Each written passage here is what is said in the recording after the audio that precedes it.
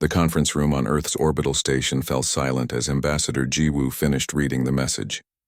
Her hands trembled slightly, though her face remained calm. Around the table sat the most powerful humans in the solar system, and every single one of them understood what this message meant.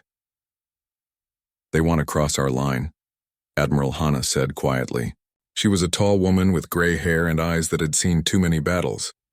"The Vrexel Collective thinks they can just fly through our space like we don't exist." Captain Daeho stood near the window, looking out at the stars. He had fought in the Contact Wars 20 years ago, back when humanity first met the galaxy and learned how cruel it could be. His left arm was mechanical now, a reminder of those dark days. "How many ships are they sending?" he asked. 12 warships, Jiwoo replied. "They call it a trade convoy, but we all know what it really is. They're testing us. They want to see if we'll actually defend our border, or if we were just making empty threats." The Terran exclusion zone had been established 15 years ago, after humanity finally had enough. For decades, alien empires had treated Earth like a primitive backwater. They took resources from human colonies. They ignored diplomatic protests. They acted like humans were nothing more than insects to be brushed aside. Then humanity drew a line in space and said no more. The zone was a sphere of space around Earth and its colonies. No alien ship could enter without permission. It was humanity's way of saying they would not be pushed around anymore. Most species respected the boundary. Some laughed at it. The Vrexel Collective was one of the laughing ones. "We need to respond," said Commander Subin. She was younger than the others, but her mind was sharp as a blade. She had designed most of Earth's defensive systems. "If we let them cross, every other empire will think they can do the same." Admiral Hana nodded. "Agreed, but we need to be smart about this. The Vrexel have one of the largest fleets in the galaxy. If we pick a fight we can't win, we might doom humanity to extinction." "We won't be picking a fight," Daeho said, turning from the window. "We already picked it 15 years ago when we created the zone. Now we just have to finish what we started." Jiwoo stood up and walked to the star map on the wall. It showed the Terran exclusion zone as a blue sphere, and the incoming Vrexel fleet as red dots. "The Galactic Council meets in 2 days. I'll go there and give them one final warning. If the Vrexel ignore it, then we do what we must." 2 days later, Jiwoo stood in the great chamber of the Galactic Council. Hundreds of alien species filled the seats, representing thousands of worlds. Some were humanoid. Others were strange beyond description. All of them watched her with varying degrees of interest or contempt. The Vrexel ambassador was a massive creature named Thelvax. His species looked like walking trees made of metal, with voices that sounded like grinding gears. He stood at his podium with obvious pride. "The Vrexel Collective requests formal passage through the primitive exclusion zone established by the human species," Thelvax announced. "Our trade route would be significantly shorter, saving time and resources. We see no reason why a developing species should be allowed to block galactic commerce." Whispers filled the chamber. Many species nodded in agreement. Humans were still new to the galaxy. Barely 200 years since first contact. Why should they have special privileges? Jiwoo stepped to the human podium.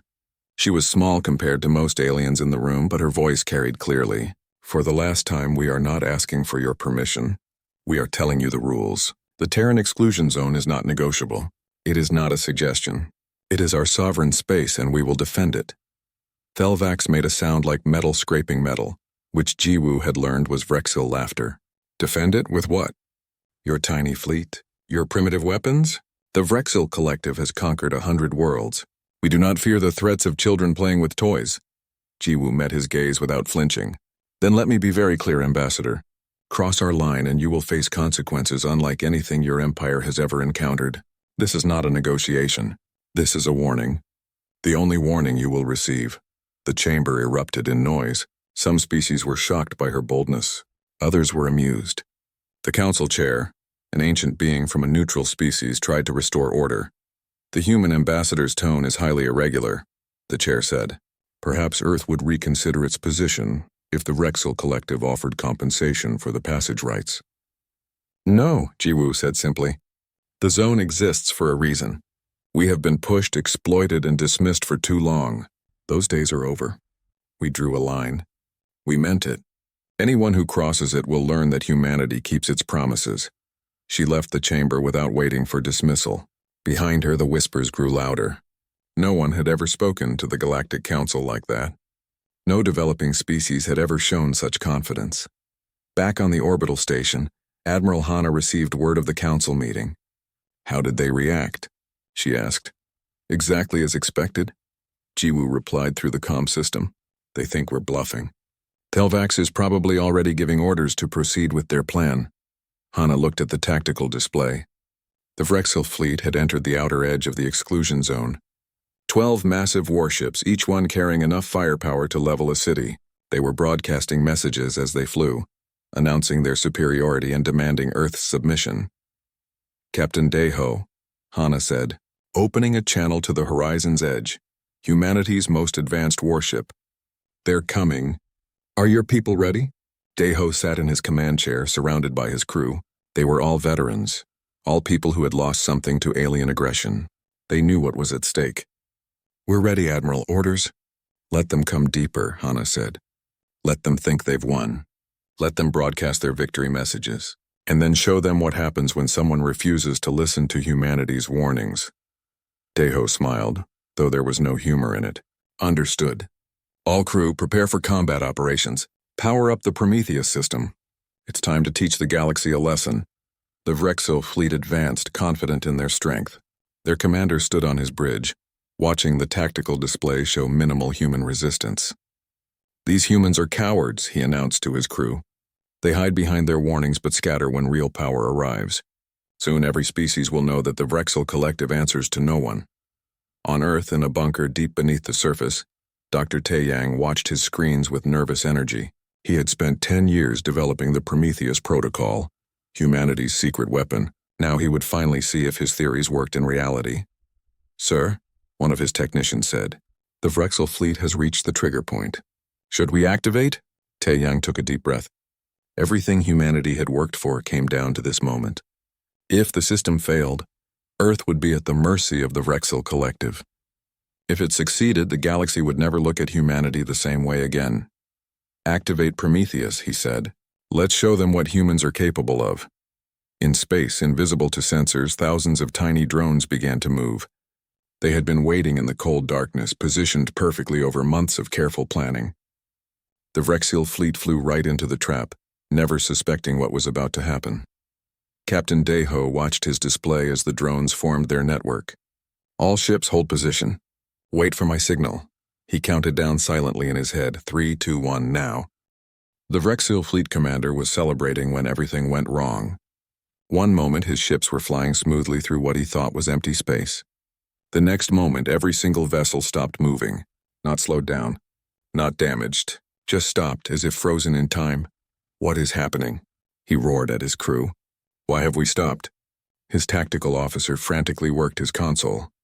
Sir, our engines are running at full power, but we're not moving. Something is holding us in place.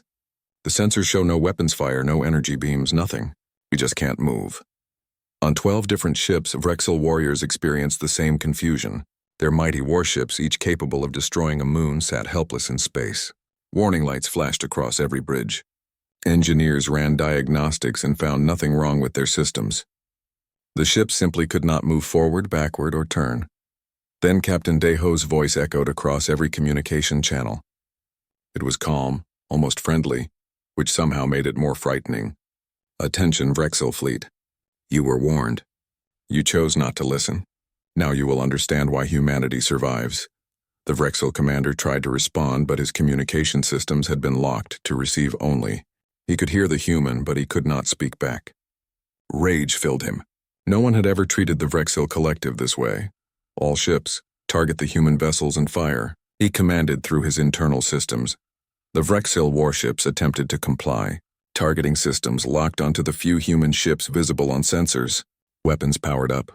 Energy cannons charged, missiles prepared to launch. And then nothing happened. The weapon systems were active, but they would not fire. Every ship experienced the same problem.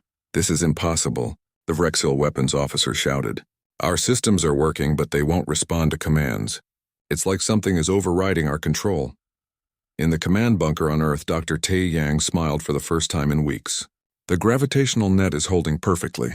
They can't move, can't fight, can't do anything but sit there and think about their choices. Commander Subin stood beside him, watching the tactical display. Phase 2? Initiate Phase 2, Admiral Hanna confirmed from her position. The real demonstration began. Human boarding craft appeared from nowhere, emerging from the same spatial distortions that held the Vrexel ships captive. They were small, fast, and carried teams of soldiers wearing advanced armor.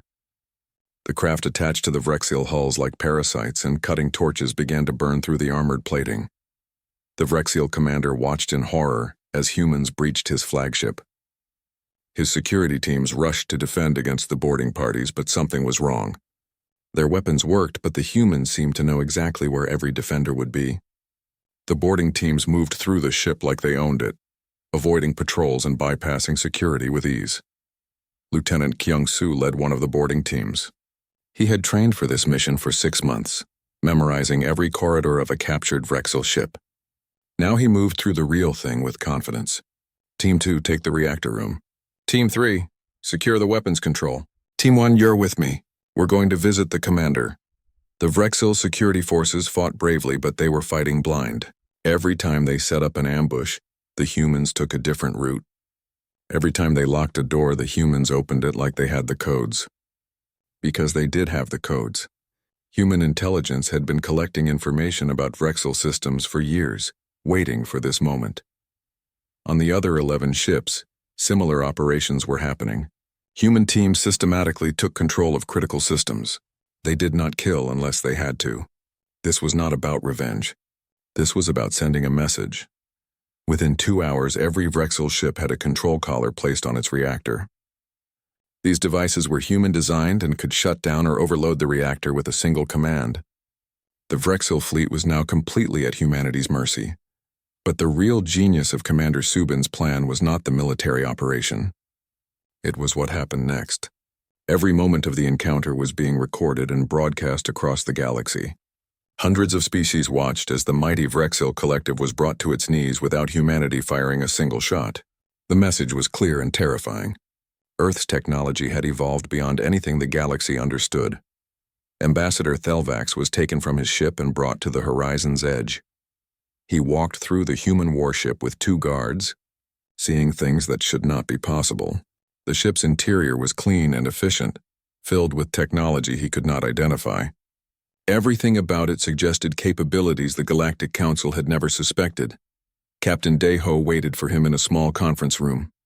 The human sat casually, drinking something hot from a cup. He gestured for Thelvax to sit across from him. The Vrexel ambassador remained standing, trying to maintain his dignity. You could have destroyed us, Thelvax said, his voice like grinding metal. Why did you not? Daeho took a slow sip of his drink. Destruction is easy. Any species can kill. Even the weakest creature can destroy if given the right weapon. We wanted you to understand something more important. And what is that? That humanity's mercy has limits and you just found them. Daeho set down his cup and leaned forward. For decades, your empire and others like it have treated us like we don't matter. You've taken our resources, ignored our protests, and laughed at our warnings. You thought we were weak because we tried to be peaceful first. Thelvax said nothing, so Daeho continued. We gave you a choice. We drew a clear line and told you not to cross it. We did not threaten first. We did not attack first. We warned you clearly and repeatedly. You chose to cross that line anyway. You chose wrong. What will you do with us? Thelvax asked, and for the first time there was fear in his voice. We're going to send you home, Daeho replied. Every ship, every crew member, all alive and unharmed. But those 12 warships will fly back to your empire under our control, with our reactor's collars still attached. They will be a reminder, a monument to your decision, and every species in the galaxy will see them and remember what happens when someone crosses humanity's line. The Galactic Council convened an emergency session. The council chamber was in chaos. Some species demanded sanctions against Earth. Others were silent, shocked by what they had witnessed.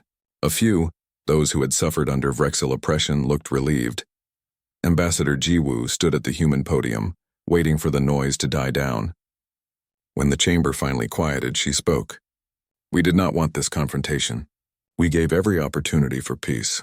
We established clear boundaries and communicated them repeatedly. The Vrexel collective chose to ignore those boundaries. They chose to test our resolve. They learned that humanity does not bluff. You have committed an act of war, shouted a delegate from one of the Vrexil's allied species. The Council must respond to this aggression. Aggression? Jiwoo's voice was sharp. We defended our sovereign space from an invasion. The Vrexil entered our territory with warships after being explicitly warned not to. Under galactic law, we had every right to destroy that fleet. We chose not to. We chose to disable them and send them home alive. That is not aggression. That is restraint. The council chair called for order again. The human delegate makes a valid point. However, the technology displayed during this incident has raised serious concerns. Earth is clearly more advanced than we believed. This changes the balance of power in the galaxy. Good, Jiwoo said bluntly. Perhaps now you will treat us with the respect we deserve. Humanity is not asking for dominance. We are asking for the same consideration you give to any other spacefaring species. Recognize our boundaries. Honor our sovereignty. Treat us as equals. Do these things and we will be peaceful neighbors. Continue to treat us as inferiors, and you will see more demonstrations like the one today. As the council session ended, Jiwoo received a priority message. It was encrypted with codes that only the highest levels of human government used. She read it quickly and her expression changed from confident to worried. The message was from Admiral Hana. 3 major powers are forming a coalition. They believe our display was a trick that worked once but cannot be repeated. They are planning a coordinated response. Prepare yourself, Ambassador. This is not over. Back on Earth, Captain Daeho stood on the observation deck of the Horizon's Edge, watching the disabled Vrexil ships being escorted back toward their territory. His second-in-command, Commander Borod, joined him. Do you think they learned their lesson? She asked. Daeho shook his head slowly. Some of them did, but others will see our mercy as weakness. They will think we showed restraint because we had to, not because we chose to.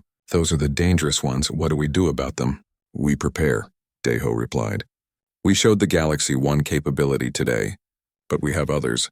Things we did not need to reveal. If anyone is foolish enough to test us again, they will learn that what they saw today was humanity being gentle.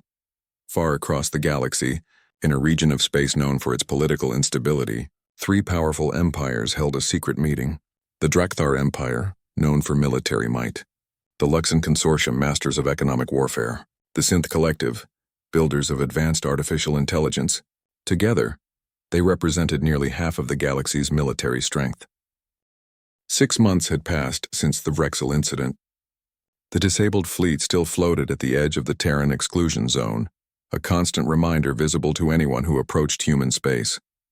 Earth had not destroyed the ships or returned them to the Vrexil. They remained as a monument, a warning written in metal and shame. Inside Earth's Global Defense Council chamber, the mood was tense. Admiral Hana stood before a holographic display showing 3 different star empires. Red lines connected them, indicating alliance formations. She did not look happy. The Sovereignty Alliance is official now, she said. The Drakthar Empire, the Luxon Consortium, and the Synth Collective have publicly announced their coalition. They claim their purpose is maintaining galactic stability. Ambassador Jiwoo sat at the council table, having returned from another exhausting session with the Galactic Council. It's worse than that. They've convinced 17 other species to support them, not militarily but economically and politically. If they move against us, we will be isolated. Fleet Admiral Minho studied the tactical data with a troubled expression. He was a thin man with sharp eyes that missed nothing. Their combined military forces outnumber us 10-1. 300 capital ships, thousands of support vessels, and ground forces capable of invading multiple planets simultaneously. Can we stop them? Asked one of the council members. Dr. Tae-yang stood up from his seat. He looked exhausted, having spent the last 6 months improving the Prometheus protocol. The gravitational net worked perfectly against the Vrexil because they did not expect it. But the Alliance has been studying our tactics. They know about the drones now. They will have countermeasures. What are our options? Admiral Hana asked. We can expand the Prometheus protocol, Tae-yang explained, but it requires enormous amounts of power. We would need to channel energy from Earth's planetary grid. If something goes wrong, we could leave billions of people without power. Hospitals, life support systems, everything would fail. The room fell silent. The choice was terrible. Risk the lives of Earth's population or face almost certain military defeat. Colonel Jihai spoke from her position near the wall. She commanded Earth's elite rangers, soldiers trained for the most difficult missions. There is another option. We do not wait for them to attack. We strike first, target their leadership, create chaos in their ranks before the shooting starts. That would make us the aggressors, Jiwoo protested. It would turn the entire galaxy against us. Every species that is currently neutral would join the alliance. Better to be condemned and alive than praised and extinct, Ji-hai replied coldly. Admiral Hana raised her hand for silence. No, we do not strike first. Humanity's strength is not just our technology. It is our principles, we warned the Vrexel. They crossed our line. We responded. If the Alliance attacks us, we will respond to them too, but we do not start wars. We finish them. Ambassador Jiwoo made one last attempt at diplomacy. She traveled to the neutral station where the Sovereignty Alliance held its meetings. The journey took 3 weeks, and every day she could feel war coming closer. The meeting room was large and cold. The 3 Alliance leaders sat on elevated platforms looking down at her. It was designed to make her feel small and powerless. Jiwoo stood straight and refused to be intimidated. The Drakthar warlord Krongath was a massive creature covered in natural armor plates. His species had evolved on a high-gravity world and were incredibly strong. He looked at Jiwoo like she was an insect. The human ambassador arrives. How thoughtful of you to come to us instead of making us travel to your primitive system. Jiwoo ignored the insult. I have come to present evidence and make one final appeal for peace. She activated a holographic projector, showing detailed schematics of the Prometheus protocol. This is what we used to stop the Vrexel fleet. I am sharing this information with you freely, hoping it will make you understand. We are not hiding our capabilities. We are showing them to you so you understand what you face if you attack. The Luxon representative studied the data with interest. His species looked almost human, but with golden skin and 4 arms. Fascinating technology.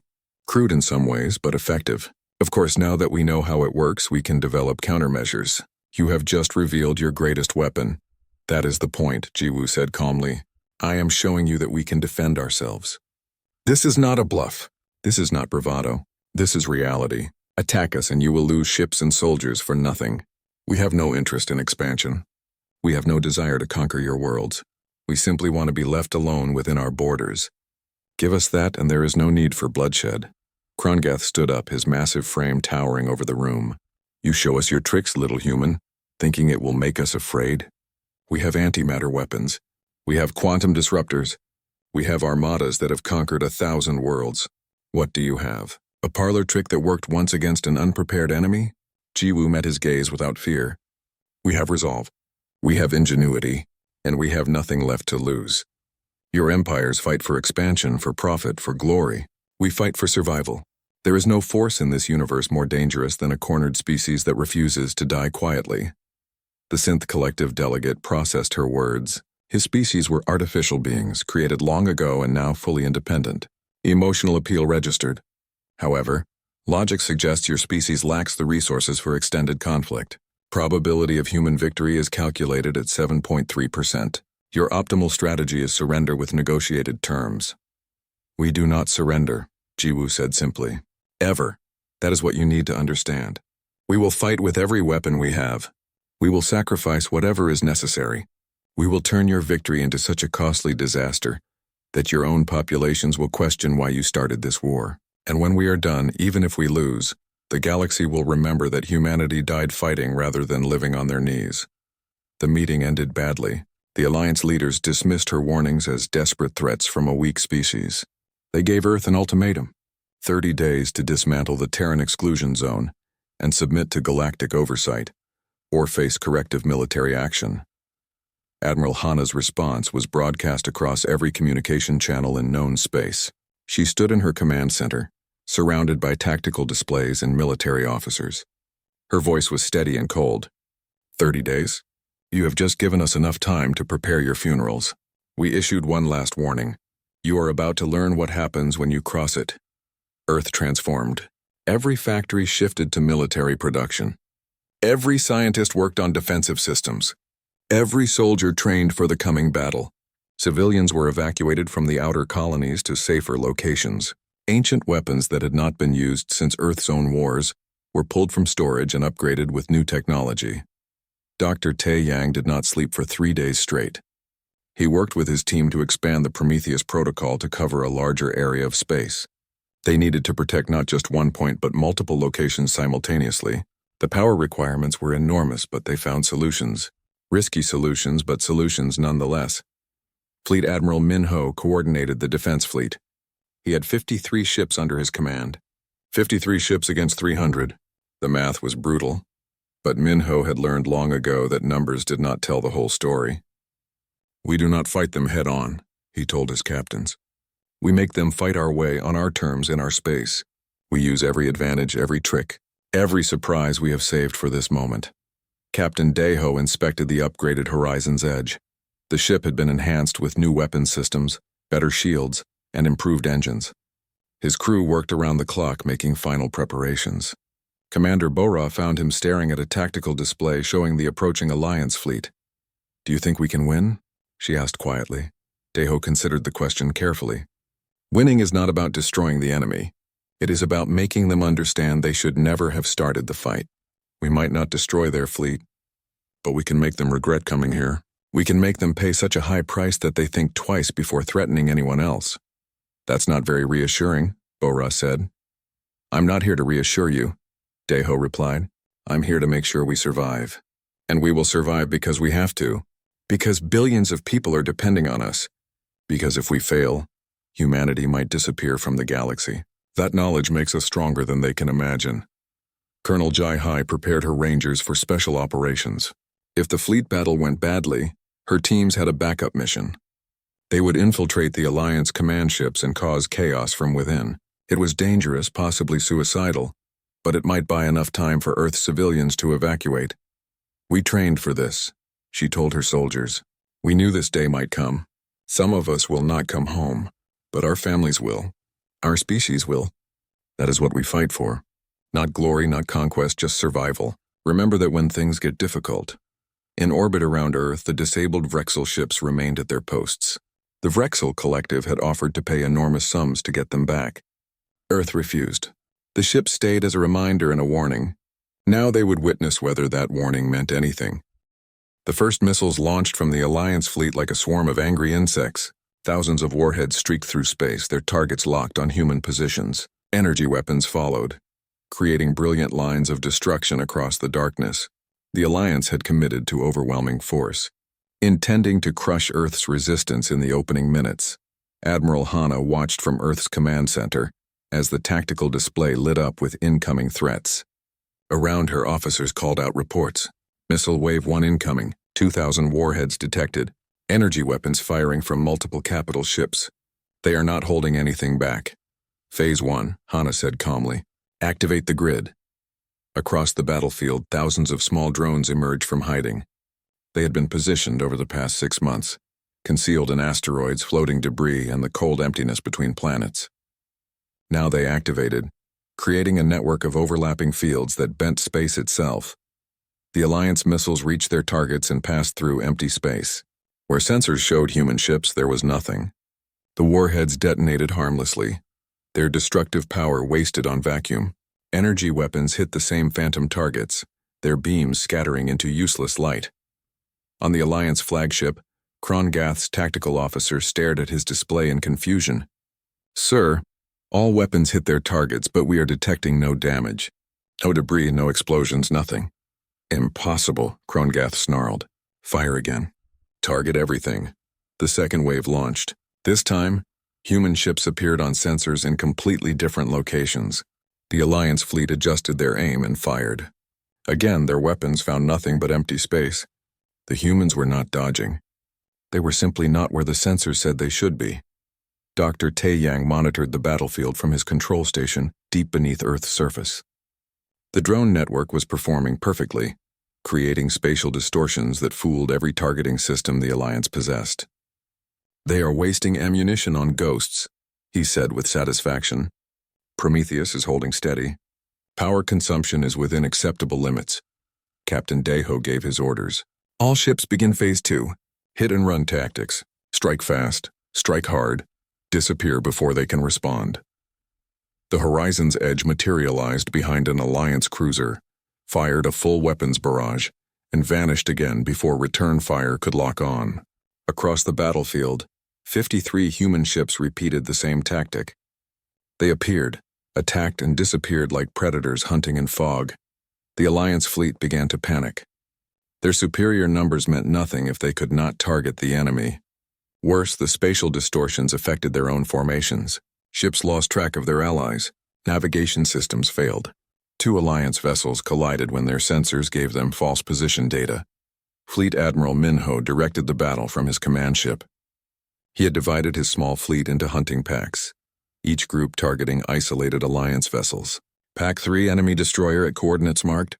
Pack 5, capital ship exposed on the western flank. All packs maintain distance. Do not let them draw you into direct combat. Commander Subin's planning was proving brilliant. The Alliance had prepared for conventional warfare, ship against ship, fleet against fleet. They had not prepared for this chaos where their enemy controlled the battlefield itself and struck from impossible angles. Colonel Ji-Hai and her Rangers launched their mission. Using the same spatial distortions as cover, their small craft approached the Alliance flagship undetected. They attached to the hull and began cutting through. The Alliance crew had no idea invaders were boarding their most secure vessel. Inside the flagship, Ji-Hai led her team through corridors with practiced efficiency. They had studied captured Alliance ships and knew the layout. More importantly, they knew the Alliance psychology. These species relied on overwhelming force and direct confrontation. They did not expect enemies to be already inside their defenses. The Rangers reached the command level without firing a shot. They planted devices throughout the ship, not bombs but transmitters. Then they left as silently as they had arrived. Krongath stood on his bridge, growing more furious with each failed attack. How are they doing this? Where are they getting this technology? The humans were barely spacefaring 200 years ago. His tactical officer had no answers. Sir, we are taking casualties. 7 ships disabled, 3 destroyed. Our ammunition is running low. And sir, we are detecting something strange. There are unauthorized devices throughout the ship. I think we have been boarded. Find them. Krongath roared. Find the humans and kill them. Sir, they are already gone. They left these devices behind. The devices activated. Throughout the Alliance flagship, holographic displays appeared showing complete schematics of the ship. Every defensive system, every crew quarter, every command code, all laid bare. A message played in perfect Drakthar language. We were here. We could have killed you all. We chose not to. Leave now or we will not be so merciful next time. The psychological impact was devastating. The most secure ship in the Alliance fleet had been infiltrated completely, and the crew never knew. If the humans had wanted to destroy the flagship, they could have. They chose to demonstrate their capability instead. Krongath felt something he had not experienced in decades. Fear. These humans were not fighting like a desperate species making a last stand. They were fighting like experienced predators who knew exactly what they were doing. Sir, his communication officer called out, the Luxon Consortium ships are breaking formation. They are requesting permission to withdraw. The battle was turning. The Alliance fleet, despite its overwhelming numbers, was losing cohesion. Ships were damaged or disabled. Ammunition was depleting. Morale was crumbling. And still the human fleet remained almost untouched, appearing and disappearing like ghosts. Then the Luxon Consortium made their fatal mistake. Their commander, desperate to turn the tide, authorized the use of their ultimate weapon, a planet-killer missile designed to crack worlds and boil atmospheres. It launched from a Luxon heavy cruiser, its target clearly marked, Earth itself. Every sensor in the solar system detected the launch. On Earth, billions of people looked up at the sky knowing what was coming. In the command center, Admiral Hana felt ice in her veins. This was the moment they had feared most, sir, one of her officers said quietly. The missile is confirmed. Planet killer class. Impact in 17 minutes. All civilian shelters are at capacity, but we cannot save everyone. Hana's jaw tightened. She had hoped it would not come to this. Dr. Taeyang, activate Prometheus Phase Omega. Authorization Hana 07 Alpha 9. Taeyang's face appeared on her screen, pale but determined. Admiral, Phase Omega will drain the planetary grid. If it fails, we will have no backup power. Hospitals, life support, everything will go down. If that missile hits, none of it will matter anyway. Do it. Earth's entire planetary fusion network channeled its power into the Prometheus system. The energy was enormous, enough to power a small star. The drone network, already creating spatial distortions, became something more. It created a gravitational lens of unprecedented power. The planet-killer missile approached its target. Then space itself bent around it. The missile's trajectory changed, redirected by forces it was never designed to handle. But the humans did not just redirect it once. The gravitational lens created multiple phantom projections, each appearing real to sensors. The Alliance fleet scattered in panic. They could not tell which missile was real and which was a projection. Dozens of trajectories appeared on their screens, all deadly, all seemingly heading toward their ships. The actual missile, redirected and confused by the gravitational fields, detonated far from any inhabited planet. The explosion was visible across the solar system, a brief new star that faded quickly. But the psychological damage to the Alliance was permanent. Ambassador Jiwoo's voice broadcast across every channel in the galaxy. Her tone was no longer diplomatic. It was absolute and final. You came to our home. You threatened our families. You attempted genocide. And still we showed restraint. We could have destroyed your entire fleet. We could have turned your homeworlds to ash. But we did not. She paused, letting her words sink in across thousands of listening worlds. You need to understand something about humanity. Mercy is not weakness. It is a choice we make. A choice we can unmake. This is your one chance. Retreat now or discover what happens when humanity stops choosing mercy. The Synth Collective was the first to withdraw. Their artificial intelligence processors calculated the probability of victory and found it unacceptably low. Their ships turned and departed, leaving the battlefield in perfect formation. The Luxon Consortium followed.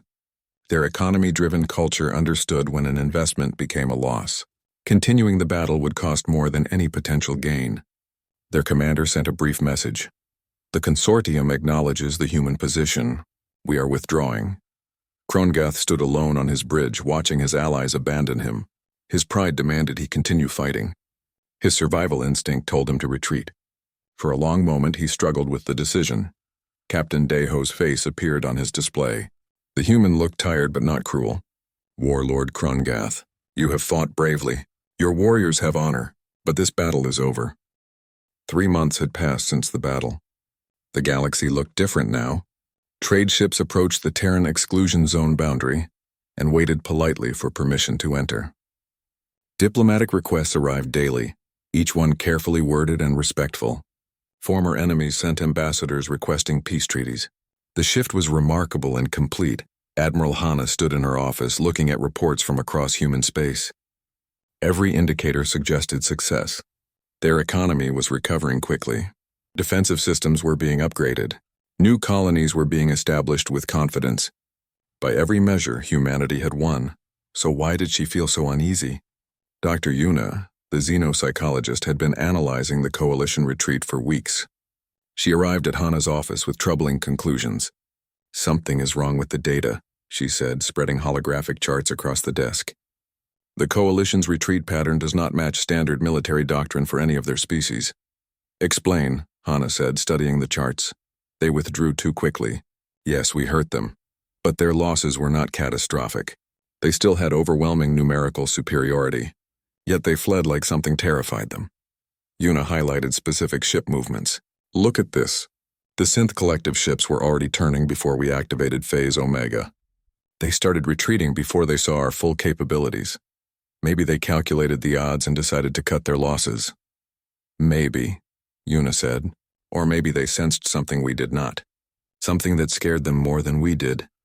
As if responding to her words, every sensor array in the solar system activated at once. Something had entered the edge of the Terran exclusion zone. Not aggressively, not threateningly. It simply appeared and waited. Captain Daeho was the first to reach visual range. The ship on his display was unlike anything in galactic records. It was elegant and ancient, built with materials that seemed to shift and change as he watched.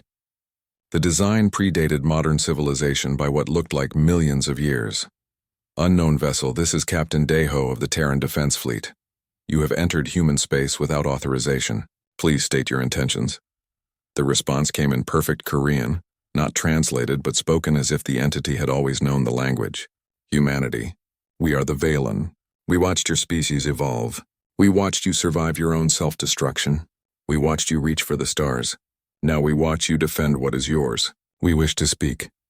The message sent shockwaves through Earth's government. The Valen were not in any database. No species in the galaxy had records of them. Yet they spoke with confidence and authority that suggested immense age and power. Admiral Hana authorized a meeting. A neutral station was prepared. Security was maximized. Humanity's best minds were gathered to analyze whatever the Valen wanted to discuss. Ambassador Jiwoo led the human delegation, accompanied by Admiral Hana and Captain Daeho. They entered the meeting chamber with uncertainty. What they found was beyond their comprehension. The Valen representative called itself Keeper Vale. Its form was barely physical, shifting between states of matter like water becoming ice, becoming vapor. When it spoke, the words appeared directly in their minds, bypassing the need for sound entirely. "You are confused," Vile said. "This is expected. We have not revealed ourselves to any species in 4 million years. Your display during the recent conflict convinced us that perhaps the time for isolation has ended." Jiwoo found her voice first. "Why were you watching us? Why did you never make contact before?" "We watched everyone," Vale replied. "Millions of years ago we reached a level of technological advancement that your species calls transcendence. We seeded this galaxy with the building blocks of civilization and withdrew to observe. Every major species you know evolved under our distant watch. The Drakthar, the Vrexel, the Luxon, all of them grew from seeds we planted." Admiral Hana felt cold understanding dawn. "Except us." "Except you," Vile confirmed. "Earth was beyond our reach, isolated by cosmic coincidence in a region we never touched. You evolved independently. Your technology developed through unique paths. Your philosophies formed without our influence. You are the only truly independent intelligence in this galaxy." Captain Daeho considered the implications. "The Coalition retreated because they sensed you watching. Partially. The elder species, those who remember ancient history, retain instinctive memories of our presence. When we focused our attention on your conflict, they felt it. It terrified them more than your weapons did." Sage Yunji, Earth's leading xenoarchaeologist, had been brought to verify the Valen's claims. She had spent hours studying the ancient ship's composition. Everything checked out. This was technology and knowledge that predated galactic civilization. "What do you want from us?" she asked bluntly. Vale's form shimmered. "Your Prometheus protocol uses principles we never considered. Your spatial distortion technology follows mathematical patterns we never explored. In 4 million years of observation, you are the first species to truly surprise us. You are chaos made purposeful. This intrigues us. And what does your intrigue mean for us?" Admiral Hana asked carefully. "We offer a choice," Vale said. "Join the Valen Compact. Share your knowledge, learn ours. Help us understand what we have been missing for eons. In exchange, no species in this galaxy will ever threaten Earth again. We will ensure it. Your people will have absolute safety and access to technology beyond your current imagination." The offer hung in the air like a physical thing. Absolute protection. Unlimited knowledge. Everything humanity could want, offered freely by beings of almost godlike power. Back on Earth, the debate consumed every level of government. Counselor Jaehoon led the opposition to acceptance. He stood before the Global Defense Council with passionate intensity. "This is a trap, just prettier than military conquest. They offer safety in exchange for our independence. They offer knowledge in exchange for our unique perspective. But once we join their system, we become part of their order. We lose the very thing that makes us valuable." Others argued differently. The benefits were enormous. Protection from any threat, scientific advancement beyond measure, peace and prosperity for all humanity. Dr. Taeyang provided crucial analysis. "The Valen are offering to make us part of their grand design. They seeded the galaxy with civilization. Every species they influenced developed along paths they could predict. We did not. Our independence, our unpredictability, our unique solutions to problems, all of that would eventually be absorbed into their system. We would become just another piece in their puzzle." Ambassador Jiwoo found herself torn. As a diplomat, she understood the value of powerful allies. As a human, she remembered why Earth had drawn its line in the first place. They had fought for independence, not to trade one master for another. The global referendum took 3 weeks. Every human on Earth and in the colonies voted. The debate was fierce and emotional.